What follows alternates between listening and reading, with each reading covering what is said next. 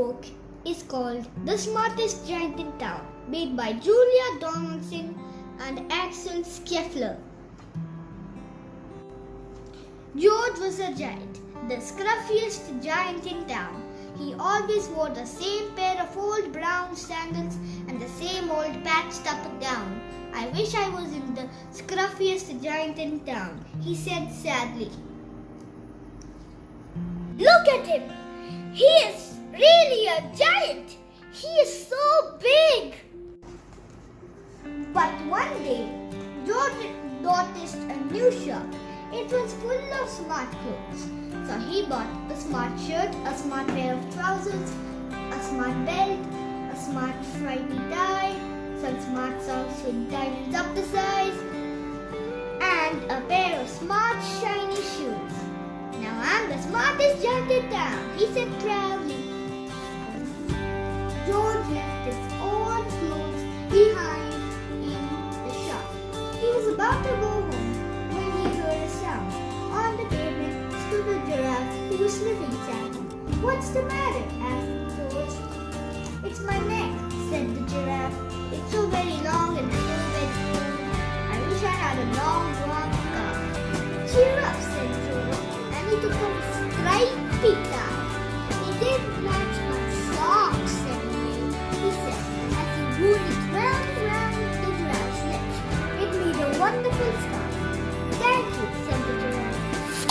As George strode towards home, he sang to himself, my tie is a scarf for a cold giraffe, but look me up and down, I'm the smartest giant in town. See, look at the giraffe. Now he looks funny. George came to a river. On a boat stood a goat who was bleating loudly. What's the matter? Asked George. It's my sail, said the goat. It blew away in a storm. I wish I had a strong new sail for my boat. Cheer up, said George, and he took off his new white shirt. It kept coming untucked anyway, he said as he tied it to the mast of the goat's boat. It made a magnificent sail. Thank you, said the goat. George strode on, singing to himself. My tie is a scarf for a cold giraffe. My shirt's on a boat as a sail for a goat. But look me up and down, I'm the smartest giant in town. Poor giant. He lost his shirt, but he's still singing. George came to a tiny wooden house. Beside the house stood a white mouse with lots of green leaves. They were all sleeping. What's the matter? Asked George. It's our house, squeaked the mother mouse.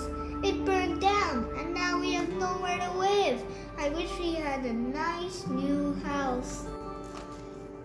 Cheer up, said George, and he took off one of his shiny shoes. It was giving me blisters anyway, he said, as the mouse and her baby scrambled inside. The shoe made a perfect home for them. Thank you, they squeaked. George had to hop along the road now, but he didn't mind. As he hopped, he sang to himself. My tie is a scarf for a cold giraffe.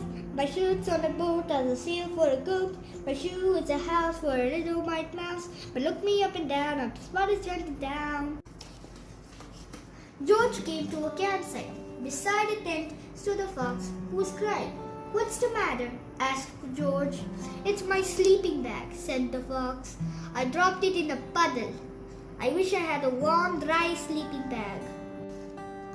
Cheer up, said George, and he took off one of his socks with diamonds up the side. It was tickling my toes anyway, he said as the fox snuggled into it. It made a very fine sleeping bag. Thank you, said the fox. George hopped on, singing to himself. My tie is a scarf for a cold giraffe.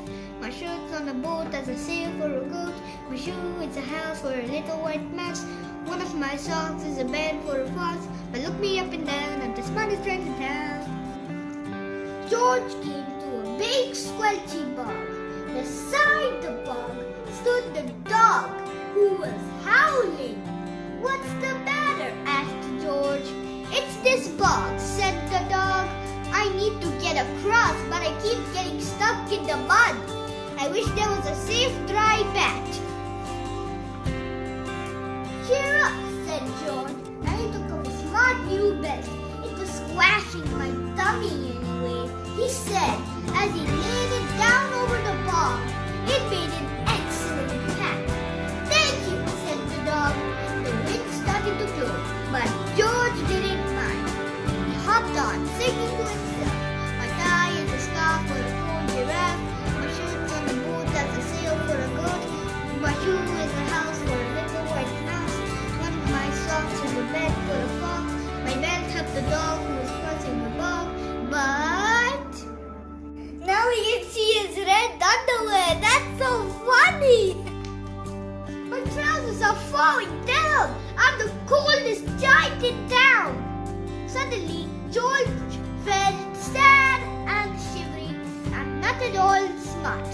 He stood on one foot and thought, I'll have to go back to the shop and buy some more clothes. He decided. He turned round and hopped all the way back to the shop. But when he got there, it was closed. Oh no, cried George. He sat down onto the doorstep and a tear ran down his nose. He felt as sad as all the animals he had met on his way home.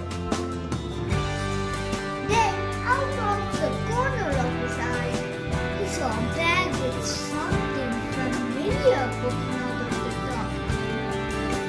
George took a closer look.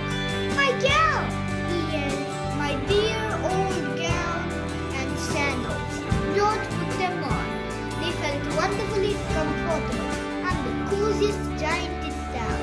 He cried and he danced back home along the road.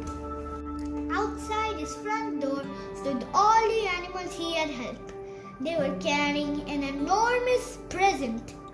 Come on, George, they said. Open it. George untied the ribbon. Inside was a beautiful gold paper crown and a card. Look inside the card, George, said the animals. George put the crown on his head and opened the card. Inside it said, your tie is a scarf for a cold giraffe. Your shirt's on a boat as a sail for a goat. Your shoe is a house for a little white mouse. One of my socks is a bed for a fox. Your belt helped the dog who was crossing a bog. So here is a very fine crown to go with the sandals and gown of the kindest giant in town.